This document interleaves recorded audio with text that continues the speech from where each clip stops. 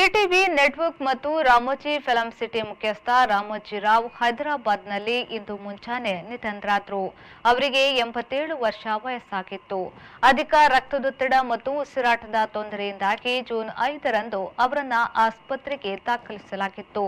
ಆದರೆ ಚಿಕಿತ್ಸೆ ಫಲಕಾರಿಯಾಗದೆ ಅವರಿಂದು ಮುಂಜಾನೆ ಕೊನೆಯುಸಿರೆಳೆದರು. ಅವರ ಪಾರ್ಥಿವ ಶರೀರವನ್ನ ರಾಮೋಜಿ ಫಿಲಂ ಸಿಟಿಯಲ್ಲಿರುವ ಅವರ ನಿವಾಸಕ್ಕೆ ಒಯ್ಯಲಾಗಿದ್ದು, ಹಲವು ಮಂದಿ ಪ್ರಮುಖ ರಾಜಕೀಯ ಮುಖಂಡರು ಮತ್ತು ಚಿತ್ರರಂಗದ ಗಣ್ಯರು ನಿವಾಸಕ್ಕೆ ಆಗಮಿಸಿ ಅಂತಿಮ ನಮನ ಸಲ್ಲಿಸಿದರು. ಪ್ರಧಾನಿ ನರೇಂದ್ರ ಮೋದಿ ಅವರು ರಾಮೋಜಿ ರಾವ್ ನಿಧನಕ್ಕೆ ತೀವ್ರ ಸಂತಾಪವನ್ನ ಸೂಚಿಸಿದ್ದಾರೆ. ಅವರು ಭಾರತೀಯ ಮಾಧ್ಯಮವನ್ನ ಕ್ರಾಂತಿಕಾರರಾಗಿಸಿದ ದೂರದೃಷ್ಟಿಯ ವ್ಯಕ್ತಿ. ಅವರ ಗಣನೀಯ ಕೊಡುಗೆಗಳು ಪತ್ರಿಕೋದ್ಯಮ ಮತ್ತು ಚಿತ್ರರಂಗವನ್ನ ಸಮೃದ್ಧಗೊಳಿಸಿದವು.